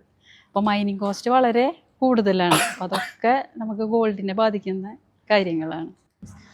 മാം, ഇപ്പം ഈ ഡോളറിൻ്റെ കേസ് പറഞ്ഞാൽ നമ്മളിപ്പം സാധാരണ പറയുന്നത് ഇപ്പം ഇക്കണോമിക്കിലൊക്കെ പറയുകയാണെന്നുണ്ടെങ്കിൽ ഈ ഡോളർ ഇൻഡെക്സും ഗോൾഡും എന്ന് പറയുന്നത് ഒരു ഇൻവേഴ്സ് റിലേഷൻ ആണെന്ന്. പക്ഷെ നമ്മൾ ഈ ഒരു റീസെൻറ്റ് ടൈം നോക്കുമ്പോഴത്തേനും നേരെ, അതായത് ഡോളർ ഇൻഡെക്സും ഒരുപോലെ കയറുന്നുണ്ട്, അതുപോലെ തന്നെ ഗോൾഡും കയറുന്നുണ്ട്. ആ ഒരു ഐറണിക്കുള്ള കാരണം ഉണ്ട്. അതൊരു ക്വസ്റ്റ്യനാണ് കേട്ടോ പലരും നോക്കാറുള്ളതിന്. അതായത് ഈ ഡോളർ ഇൻഡെക്സും ഗോൾഡും ഒരു ഇൻവേഴ്സ് റിലേഷൻഷിപ്പ് ഇതുള്ളതിന്. അപ്പോൾ ആ ഇൻവേഴ്സ് റിലേഷനിൽ വരുന്നത് എന്താണ്, നമ്മളൊക്കെ കാണുന്നത് ഡോളർ വീക്ക് ആകുമ്പോൾ ഗോൾഡ് അപ്പാവും, ഡോളർ സ്ട്രോങ് ആകുമ്പോൾ ഗോൾഡ് ഡൗൺ ആകും. അതൊരു ടെക്സ്റ്റ് ബുക്ക് ഇക്കണോമിക്സ് ആണ്. അതിനൊക്കെ മറികടന്നുകൊണ്ട് നമുക്ക് എന്താ പറയുക, ടെക്സ്റ്റ് ബുക്ക് ഇക്കണോമിക്സിനെ കടന്നുകൊണ്ട് ഒരു ഇതാണ് ഇപ്പം റീസെൻ്റ്ലി വേൾഡ് ഇക്കോണമിയിൽ സംഭവിച്ചുകൊണ്ടിരിക്കുന്നത്. കാരണം എന്താണെന്ന് വെച്ചാൽ ഒരേ സമയം തന്നെ രണ്ടും കയറിക്കൊണ്ടിരിക്കും. അത് നമ്മളെ ഭയങ്കരമായിട്ട് ഒരു ട്രേഡറെ സംബന്ധിച്ചിട്ട് അത് ഭയങ്കരമായിട്ട് പാനിക്കാവും. ഇതെന്ത് ഗോൾഡ് എന്ന് വെച്ചാൽ നമ്മൾ പഠിച്ചിരിക്കുന്നത് അങ്ങനെയാണല്ലോ, ഒരെണ്ണം കയറുമ്പോൾ മറ്റേത് ഇറങ്ങും എന്നുള്ളതാണ്. കോറിലേഷനാണല്ലോ നമ്മൾ പഠിച്ചേക്കുന്നത്. പക്ഷേ മാർക്കറ്റിൽ ഇക്കോണമിയിൽ 2 തരം ഫിയറുകളാണ് ഉള്ളത്. ഒരു ലോങ് ടേം ഉണ്ടാവും, ഒരു ഷോർട്ട് ടേം ഉണ്ടാവും. അപ്പോൾ ഒരു ഷോർട്ട് ടേം ഫിയർ വരുമ്പോൾ എല്ലാവരും എന്താണ്, ഡോളറിനെ ഡിപ്പെൻഡ് ചെയ്യും. ഷോർട്ട് ടേമിൽ എന്ന് വെച്ചാൽ ഏറ്റവും കൂടുതൽ ട്രാൻസാക്ഷൻ നടക്കുന്നത് വേൾഡിൽ ഡോളറിലാണ്. അപ്പോൾ ആ ഒരു സ്ട്രാറ്റജിയാണ്. ലോങ് ടേമിലാണെങ്കിൽ എല്ലാവരും ഗോൾഡിലോട്ട് വരും. അതായത് ഇപ്പോൾ ഞാൻ പറഞ്ഞ ഇപ്പോൾ ജിയോ പൊളിറ്റിക്കൽ ഇഷ്യൂസ് വരാണ്, ഇപ്പോൾ യുദ്ധങ്ങൾ വരുമ്പോൾ, ഇൻഫ്ലേഷൻ വരുമ്പോൾ, കറൻസിയുടെ ഇത് വരുമ്പോഴൊക്കെ എല്ലാവരും ഒരു സേഫ് ഹാവൻ എന്ന് വെച്ചിട്ട് ഗോൾഡിലോട്ട് മാറും. അത് എല്ലാ സമയത്തും സംഭവിക്കില്ല. സംടൈംസ് ചില സമയങ്ങളിൽ മാത്രം, കണ്ടീഷൻസിൽ മാത്രമാണ് അത് സംഭവിച്ചുകൊണ്ടിരിക്കുന്നത്. നമ്മൾ ഗോൾഡിനെ സംബന്ധിച്ചിടത്തോളം ഈ പറഞ്ഞ പോലെ വില ഒരുപാട് കയറിയിട്ടുണ്ട്. The silver is next gold എന്ന് പറയുന്നുണ്ടല്ലോ, ആ ഒരു കൺസെപ്റ്റിനെ മാം എങ്ങനെയാണ് നോക്കിക്കാണുന്നത്? ഇനിയിപ്പോൾ അടുത്തൊരു എനിക്ക് തോന്നുന്ന ഒരു ഗോൾഡിനെക്കാട്ടിലും വിട്ടൊരു തരംഗം സിൽവറിൽ തന്നെ ആയിരിക്കും, അതിലൊരു സംശയമില്ല. കാരണം എന്ന് വെച്ചാൽ നമ്മൾ ഒരു സേഫ് ഹാവൻ പ്രൊഡക്റ്റ് എന്ന് എപ്പോഴും പറയുക, അല്ലെങ്കിൽ ഒരു ബുള്ളിയൻ പ്രൊഡക്റ്റ് എന്ന് പറയുക ഗോൾഡിന് സിൽവറിനാണ് പറയുക. പക്ഷെ ഇപ്പം നമുക്ക് സിൽവറിന് അങ്ങനെ പറയാൻ പറ്റില്ല. സേഫ് ഹെവൻ അല്ല, അതൊരു 2 സ്പ്ലിറ്റ് ആയിക്കണു. അതായത് ഒരു സേഫ് ഹെവൻ പ്രൊഡക്റ്റ് ആയിട്ടും ഇൻഡസ്ട്രിയൽ പ്രൊഡക്റ്റ് ആയിട്ടുമാണ് സിൽവർ ഇപ്പം ഏറ്റവും കൂടുതൽ മൂവ് ചെയ്യുന്നത്. അതായത് ഒരു ഗ്രോത്ത് ഹെവൻ എന്ന് പറയാം. ഗോൾഡിനെ നമ്മൾ സേഫ് ഹെവൻ എന്ന് പറയുമ്പോൾ സിൽവറിനെ നമുക്കൊരു ഗ്രോത്ത് ഹെവൻ എന്ന് പറയാൻ പറ്റുള്ളൂ. കാരണം എന്താണെന്ന് വെച്ചിട്ടുണ്ടെങ്കിൽ ഇപ്പോൾ ഈ സോളാർ പാനല്, പിന്നെ മറ്റേ എന്താ പറയുക ഇലക്ട്രിക്, അതിനൊക്കെ നമുക്ക് സിൽവർ അത്യാവശ്യമാണ്. അതായത് എനിക്ക് തോന്നുന്നു സോളാർ പാനലിൻ്റെ ഇത് ഒരു 80% ഇപ്പോൾ വേൾഡിൽ വർദ്ധിച്ചുകൊണ്ടിരിക്കുകയാണ് അതിൻ്റെ ആവശ്യകത സോളാർ പാനലിൻ്റെ. അപ്പോൾ അതിലുപയോഗിക്കുന്ന ഒരു സിൽവർ ലൈൻ പേസ്റ്റ് ഉണ്ട്.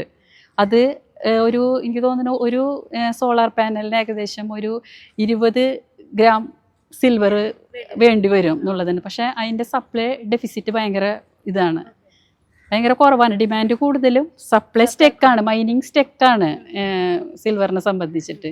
അപ്പോൾ അത് കാരണം സിൽവറിനെ, പിന്നെ ഗോൾഡിനെ സംബന്ധിച്ചിട്ട് നോക്കുമ്പോൾ അതിൻ്റെ ഒരു റേഷ്യോ, ഗോൾഡ് കയറി അത്ര സിൽവർ കയറിയിട്ടില്ല. അപ്പോൾ ഒരു റേഷ്യോ നോക്കുമ്പോൾ ഇനിയും സിൽവർ വലിയൊരു ഹൈക്കിലോട്ട് പോകാനായിട്ടുള്ള ചാൻസാണ് ഉള്ളത്.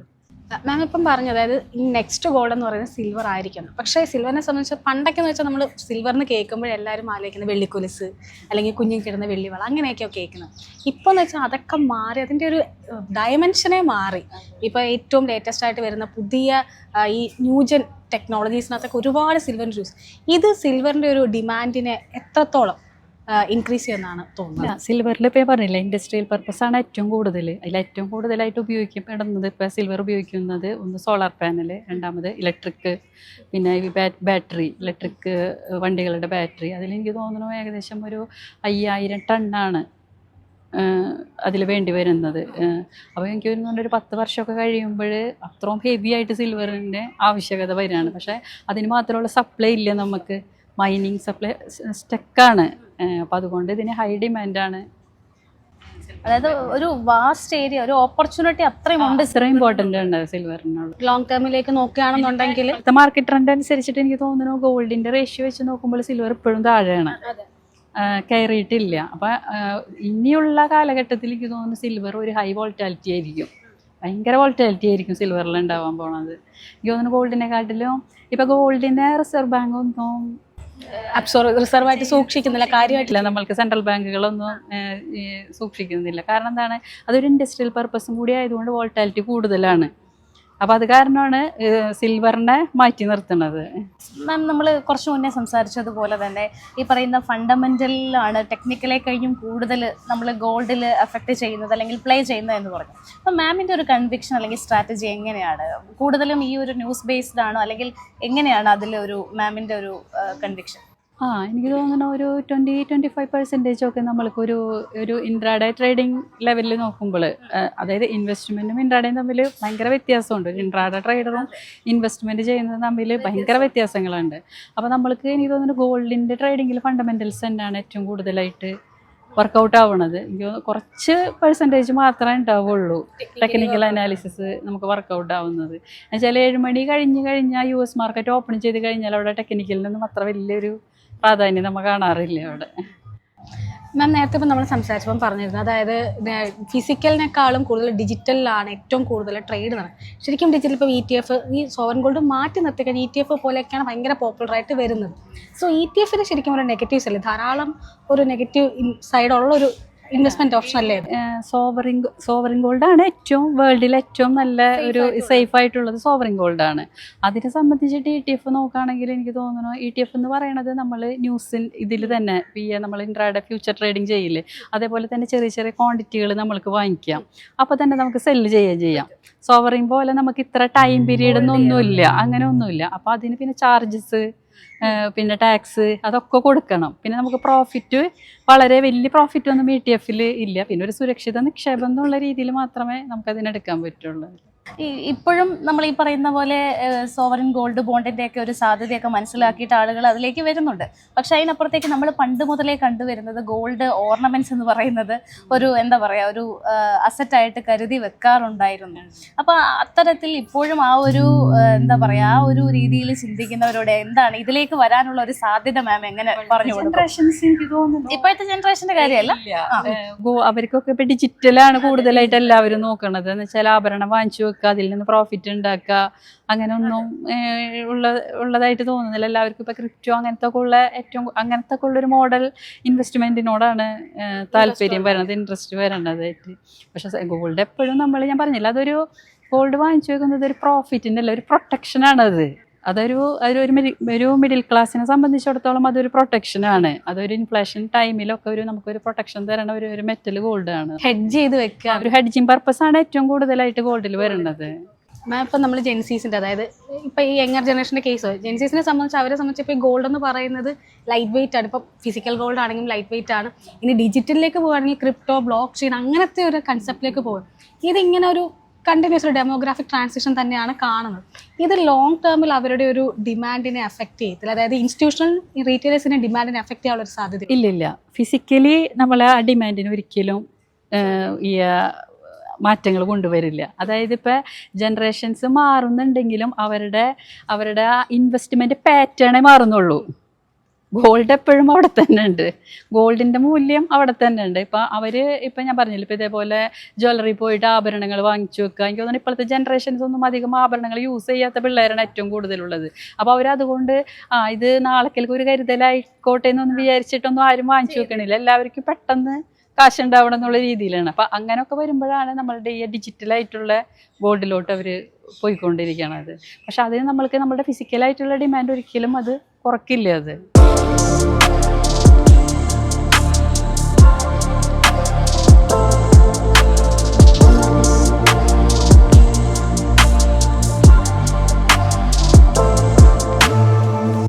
ബ്രിക്സ് പോലുള്ള കൂട്ടായ്മകൾ ഇപ്പോൾ ഈ ഡീഡോളറൈസേഷനുമായി ബന്ധപ്പെട്ട് കൂടുതൽ കാര്യങ്ങളിലേക്കൊക്കെ നീങ്ങുന്നുണ്ട്. അപ്പോൾ അതൊക്കെ യാഥാർത്ഥ്യമാവുകയാണെന്നുണ്ടെങ്കിൽ ഈ ഇൻ്റർനാഷണൽ ഗോൾഡ് മാർക്കറ്റ് എങ്ങനെ റീഷേപ്പ് ആവാനുള്ള ഒരു ചാൻസസ് ആണ് മാം കാണുന്നത്?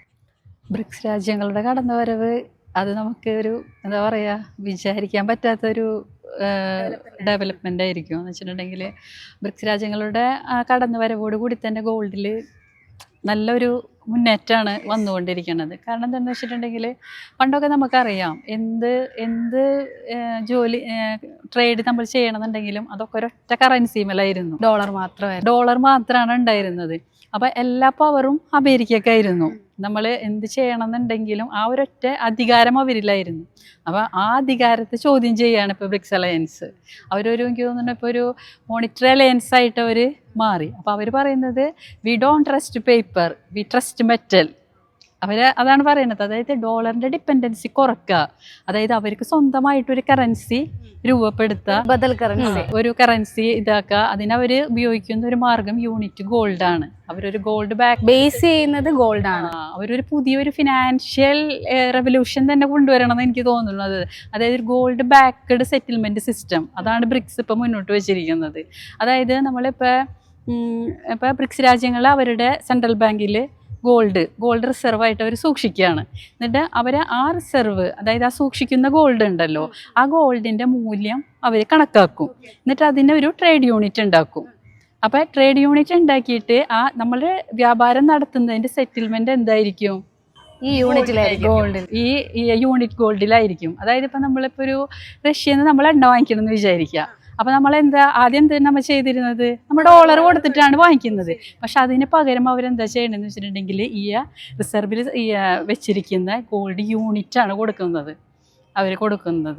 അപ്പോൾ അങ്ങനെ വരുമ്പോൾ ഡോളർ ബൈപ്പാസ് ആവും, ഡോളറിൻ്റെ ആ ഒരു മൂല്യം അവിടെ കുറയാണ് ചെയ്യുന്നത്, ഗോൾഡ് അപ്പാവും. ഗോൾഡിനെ ട്രാൻസാക്ഷൻ കമോഡിറ്റി ആയിട്ട് മാറ്റിയിട്ടാണ്. പക്ഷെ അന്നേരം നമ്മൾ മൈനിങ്ങിന്റെ അത് ലിമിറ്റഡ് സപ്ലൈ ഉള്ളൊരു ഇതാണ്, സപ്ലൈ ഉള്ളത് കൊണ്ടാണ് അവരിത് തിരഞ്ഞെടുത്തത്. അതിനെ പോസിറ്റീവായിട്ട് ഇപ്പൊ നമ്മ പറയോ ഗോൾഡിന്റെ വില കുറഞ്ഞു കഴിഞ്ഞിട്ടുണ്ടെങ്കിൽ ഇതൊക്കെ പോയില്ലേ എന്ന് പറയും. പക്ഷെ ലിമിറ്റഡ് സപ്ലൈ ഉള്ളത് കൊണ്ടാണ് അവർ ഈ ഗോൾഡ്, അപ്പൊ പരമാവധി അവർ റിസർവ് കൂട്ടാണ് എല്ലാ സെൻട്രൽ ബാങ്കുകളും. അതാ അവരുടെ ആ ഒരു റിസർവ് കൂട്ടണം. ഞാൻ പറഞ്ഞില്ല, ഒരിക്കലും പ്രോഫിറ്റിന് വേണ്ടിയിട്ടല്ല, സേഫ്റ്റിയാണ് അവർ നോക്കണത്. ഒരു ലോങ് ടൈം സേഫ്റ്റിയാണ് നോക്കണത്. അതല്ലാതെ നമ്മളിപ്പോൾ ഈ റീറ്റെയിൽസ് എടുക്കുന്നത് പോലെ ഒരു പെട്ടെന്ന് ഒരു പാനിക് പ്രോഫിറ്റ് അല്ല ഒരിക്കലും സെൻട്രൽ ബാങ്കുകൾ ചെയ്യുന്നത്. അപ്പോൾ അവർക്കെന്ന് പറയുന്നത് ഡോളറിൻ്റെ ഡിപ്പെൻഡൻസി കുറക്കുക, അവർക്കൊരു ഫ്രീഡം വേണം. ഇപ്പം ഞാൻ പറഞ്ഞുതരാം, ഇപ്പം എന്തെങ്കിലും ഒരു പ്രോബ്ലം ഉണ്ടായി, അപ്പം പല രാജ്യങ്ങളുടെയും അക്കൗണ്ട് ഫ്രീസ് ചെയ്യും അമേരിക്ക. അപ്പം അങ്ങനെയൊക്കെ വരുമ്പോൾ നമുക്ക് സാങ്ഷൻസ് കൊണ്ടുവരാണ് അവർ. അങ്ങനത്തെ കുറേ മോണോപ്പൊളിയാണ്, ഈ ഡോളറിൻ്റെ മോണോപ്പൊളിയാണ് നടന്നുകൊണ്ടിരിക്കുന്നത്. അപ്പം അതിനൊക്കെ ഒരു മാറ്റം വരുത്തുക. ഡോളറിന് മുൻപുള്ള ഒരു കാലഘട്ടത്തിലേക്ക് തിരിച്ചു പോവുകയാണ്. പക്ഷെ അത് ഗോൾഡിന് ഭയങ്കര പോസിറ്റീവാണ്. അതുകൊണ്ടാണ് ഞാൻ പറയണത്, എനിക്ക് തോന്നുന്നു ഇപ്പം ഈ വില, ഇപ്പം നമ്മൾ പറയുന്നില്ല ഇപ്പം ഈ ഗോൾഡിൻ്റെ റേറ്റ് ഭയങ്കര കൂടി, പക്ഷെ എനിക്ക് തോന്നുന്നില്ല ഇതൊക്കെ ഒരു ചെറിയ റേറ്റ് ആയിരിക്കും, പെർസെൻറ്റേജ് ആയിരിക്കും. കിട്ടുന്നില്ല എനിക്ക് തോന്നുന്നു, വരാനിരിക്കുന്നതേ ഉള്ളൂ എന്ന് വെച്ചാൽ നമുക്കറിയാം ഈ ഇക്കോണമിയെ നമ്മൾ സ്റ്റഡി ചെയ്തിട്ടുണ്ടെങ്കിൽ അറിയാം, ഗോൾഡിന് നമ്മൾ എപ്പോൾ ഡിപ്പാവണോ ആ സമയത്ത് വാങ്ങിക്കുക, അതാണ് ഏറ്റവും നല്ല സമയം. ഇന്ന് നിങ്ങൾ വാങ്ങിച്ചാൽ അത് നിങ്ങൾക്ക് ഏറ്റവും നല്ലതായിട്ട് അതൊരു അസറ്റ് ആയിരിക്കും. ഒരു പർട്ടിക്കുലർ ലിമിറ്റിന് മേലേക്ക് ഇനി താഴില്ല. ഇല്ലില്ല, അങ്ങനെ പോകാൻ പറ്റില്ല ഗോൾഡിന്. മാം, നമ്മൾ നേരത്തെ സംസാരിച്ചപ്പോൾ ഡോളർ ഇൻഡെക്സും അതായത് ഈ ഒരു ഗോൾഡും നമ്മളൊരു റിലേഷൻ ആണ്. സെയിം തന്നെയാണ് സ്റ്റോക്ക് മാർക്കറ്റിലും കാണുന്നത്. പ്രത്യേകിച്ചും അതായത് സ്റ്റോക്ക് മാർക്കറ്റിൽ എന്തെങ്കിലും ഒരു ക്രൈസിസ് വരുമ്പം അവരുടെ ഇൻവെസ്റ്റ്മെൻറ്റ് വിഡ്രോ ചെയ്ത് ഗോൾഡിലൊരു സേഫ് ഹെവനായിട്ട് ഇൻവെസ്റ്റ് ചെയ്യാം. ഇപ്പം കഴിഞ്ഞ കുറച്ച് സെഷൻസ് കഴിഞ്ഞ കുറച്ച് മാസം മുൻപൊക്കെ പരിശോധിക്കുമ്പോഴേക്കും ഈ ഡോളറിൽ കണ്ട അതേ ട്രെൻഡ് തന്നെയാണ് നമ്മൾ അതായത് സ്റ്റോക്ക് മാർക്കറ്റും ഒരുപോലെ കയറുന്നുണ്ട്, ഇപ്പുറത്ത് ഗോൾഡിൻ്റെ ഒരു പ്രൈസും കയറുന്നുണ്ട്. അതിനുള്ളൊരു റീസൺസ് എന്തായിരിക്കും? എപ്പോഴും ശരിക്കും പറഞ്ഞിട്ടുണ്ടെങ്കിൽ ഒരു കോറിലേഷനാണ്. അതായത് സ്റ്റോക്ക് മാർക്കറ്റും ഗോൾഡ് മാർക്കറ്റും, അതായത് ഗോൾഡ് കയറിപ്പോകുമ്പോൾ സ്റ്റോക്ക് ഇടിയും, സ്റ്റോക്ക് ഇത്തിരി ബെറ്റർ ആകുമ്പോൾ ഗോൾഡ് താഴെ പോരും, അങ്ങനെയാണ് എപ്പോഴും കണ്ടുവരാറ്. പക്ഷേ ചില സമയങ്ങളിൽ അതായത് ഇപ്പോഴത്തെ ഇൻവെസ്റ്റേഴ്സ് ചെയ്യുന്നത് എന്താണെന്ന് വെച്ചിട്ടുണ്ടെങ്കിൽ അവർ ഒരേ ഇതിൽ തന്നെ ഇൻവെസ്റ്റ് ചെയ്യണത് നിർത്താണ്. ഒരു ഡ്യുവൽ സ്ട്രാറ്റജിയാണ് ഇപ്പോൾ കൂടുതലായിട്ടും കൊണ്ടുവരുന്നത്. അതായത് പെട്ടെന്ന് ഇപ്പോൾ ഒരു ജിയോ പൊളിറ്റിക്കൽ ടെൻഷൻസ് വന്നു, ഒരു കോൺഫ്ലിക്റ്റ് വന്നു, അങ്ങനെയൊക്കെ വരുമ്പോൾ നമ്മൾ ഭയങ്കരമായിട്ട് പാനിക്കായിട്ട് പോവാണ്. അപ്പോൾ എന്താണെന്ന് വെച്ചാൽ ഉള്ള സ്റ്റോക്കിൽ ഇപ്പോൾ ഒരു 10-15% മാത്രം സ്റ്റോക്കിൽ അവർ നിക്ഷേപിക്കും, ബാക്കി ഗോൾഡിലോട്ട് ഒരു സേഫ് ഹെവൻ എന്നുള്ള രീതിയിൽ ഗോൾഡിലോട്ട് മാറ്റിക്കൊണ്ടിരിക്കുകയാണ്. നമ്മൾ നേരത്തെ വെള്ളിയുടെ കാര്യങ്ങൾ സംസാരിക്കുന്ന സമയത്ത് തീർച്ചയായിട്ടും ഇപ്പോൾ ഗോൾഡിനെ അപേക്ഷിച്ച് വെള്ളി വളരെ ഒരു അണ്ടർ പെർഫോമിംഗ് ആണ്.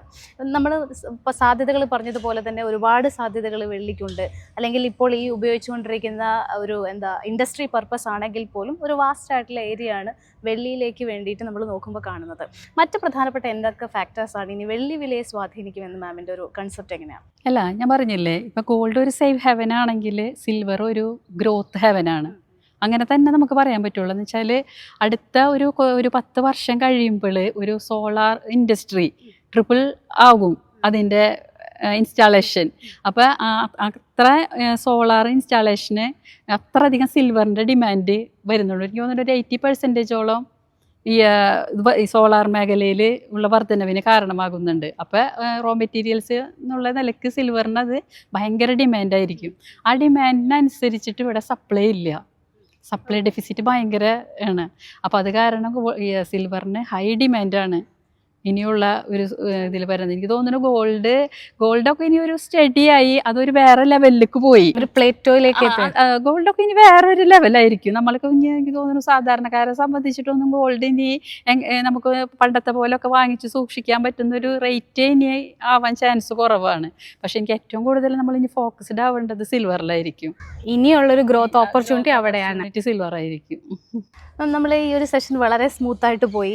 കണ്ടുകൊണ്ടിരിക്കുന്ന പ്രേക്ഷകരെ സംബന്ധിച്ചിടത്തോളം ഗോൾഡിലേക്ക് കൂടുതൽ ഇൻട്രസ്റ്റ് ഉള്ളവർക്ക് കുറച്ചും കൂടി ഇൻട്രസ്റ്റ് വരാനുള്ള ഒരു ചാൻസസ് ഒക്കെ ഉണ്ട്. അപ്പോൾ ഈ ഒരു കമ്മോഡിറ്റി മാർക്കറ്റിലേക്ക് വരാൻ ആഗ്രഹിക്കുന്ന ഒരു ബിഗിനറിനെ സംബന്ധിച്ചിടത്തോളം എന്തായിരിക്കും മാം അവർക്ക് പറഞ്ഞു കൊടുക്കുന്ന ഒരു ടിപ്പ് അല്ലെങ്കിൽ ഒരു കാര്യങ്ങൾ എന്തൊക്കെയായിരിക്കും? എൻ്റെ ഒരു എക്സ്പീരിയൻസ് വെച്ച് നോക്കുമ്പോൾ എല്ലാവരും മാർക്കറ്റിലോട്ട് അതൊരു ടൈം പാസിനായിട്ട് വരാതിരിക്കുക. ഞാൻ എപ്പോഴും അതാ പറയണത്. അതായത് ഇപ്പം എല്ലാവരും പറയും എനിക്ക് ജോലി ഉണ്ട്, അപ്പം ഞാനൊരു ഒഴിവ് സമയം ഒരു കുറച്ച് നേരം മാർക്കറ്റ് അങ്ങനെ കാണാനുള്ളൊരു സ്ഥലമല്ല മാർക്കറ്റ്. അതാണ് എനിക്ക് ഏറ്റവും കൂടുതൽ പറയാനുള്ളത്. ഇനി അങ്ങനെ എൻട്രി ചെയ്യുന്നവരാണെങ്കിൽ അത് പഠിക്കാനായിട്ട് ശ്രമിക്കണം. അല്ലെങ്കിൽ അതൊരു ഗാംബ്ലിംഗ് ആയി തീരും. എന്നുവെച്ചാൽ നമുക്കറിയില്ലല്ലോ അതിൻ്റെ ഓരോ മൂവ്മെൻറ്റും, മാർക്കറ്റിൻ്റെ ഓരോ മൂവ്മെൻറ്റിലും ഓരോ സത്യങ്ങളുണ്ട്. എങ്കിൽ മാത്രമേ പ്രൈസിന് അവിടെ ഇതുള്ളൂ. എന്നുവെച്ചാൽ എനിക്ക് തോന്നുന്നു ഒരു സ്പെക്കുലേറ്റീവ്സ് ഒന്നും ഇപ്പം സ്പെക്കുലേഷനൊന്നും മാർക്കറ്റിൽ ഇപ്പം വളരെ കുറവാണ്. പണ്ടൊക്കെ നമ്മൾ പറയും സ്പെക്കുലേഷൻ ഭയങ്കര കൂടുതലാണ്. പക്ഷെ ഇപ്പോഴത്തെ മാർക്കറ്റ് വെച്ച് നോക്കുമ്പോഴൊന്നും സ്പെക്കുലേഷൻ ഭയങ്കര കുറവാണ്. എന്തിന്റെ പിന്നിൽ ഒരു കാരണമുണ്ട്. എന്ത് നമ്മളൊരു പൊസിഷൻ എടുക്കുന്നുണ്ടെങ്കിൽ അതിനൊരു കാരണം ഉണ്ടാവണം. അല്ലാതെ വെറുതെ ഇന്നിപ്പോൾ മാർക്കറ്റ് ഓപ്പൺ ആയി അതുകൊണ്ട് ഇന്ന് എനിക്ക് പൊസിഷൻ എടുത്തേ പറ്റുള്ളൂ, ആ ഒരു മെൻറ്റാലിറ്റി മാറ്റിയിട്ട് നമ്മൾ എന്താ ചെയ്യുക, ഒരു ഡിസിപ്ലിൻ കീപ്പ് ചെയ്തിട്ട് മാർക്കറ്റിലേക്ക് എൻ്റർ ചെയ്ത് കഴിഞ്ഞിട്ടുണ്ടെങ്കിൽ ഷുവറായിട്ടും പ്രോഫിറ്റ് ആയിരിക്കും. ഏതായാലും നമ്മുടെ ഈ ഒരു സെഷൻ നമുക്ക് വൈൻഡപ്പ് ചെയ്യേണ്ടതുണ്ട്. കൂടുതൽ കാര്യങ്ങൾ, ഒരുപാട് മേഖലകൾ നമ്മൾ ടച്ച് ചെയ്ത് സംസാരിച്ചിട്ടുണ്ട്. ഞാനും അനിലയും ഈ ഒരു ഇന്റർവ്യൂവിന് വരുന്ന സമയത്ത് ഞങ്ങൾ ഒരുപാട് കാര്യങ്ങൾ ഇങ്ങനെ അസ്യൂം ചെയ്ത് വെച്ചിട്ടുണ്ടായിരുന്നു. ഗോൾഡൊക്കെ ട്രേഡ് ചെയ്യുന്ന ആളാണ്, എന്തായിരിക്കും. പക്ഷെ വളരെ സോഫ്റ്റ് ആയിട്ട്, വളരെ ഡൗൺ ടു എർത്ത് ആയിട്ട് സംസാരിച്ച് ഞങ്ങളുടെ ഈ ഒരു ഇന്റർവ്യൂ ഇത്ര സ്മൂത്ത് ആക്കി തന്നു. ഏതായാലും thank you so much ma'am, ഇത്രയും സമയം മൈഫിൻ ടിവിയോടൊപ്പം ചെലവഴിച്ചതിന്. ഏതായാലും നമ്മുടെ ഈ ആഴ്ചയിലെ സ്മാർട്ട് ഇൻവെസ്റ്ററിന്റെ ഒരു എപ്പിസോഡ് ഇവിടെ വൈൻഡപ്പ് ചെയ്യുകയാണ്. മറ്റൊരു എപ്പിസോഡിൽ അടുത്ത ഒരു ഗസ്റ്റുമായിട്ട് വീണ്ടും കാണാം.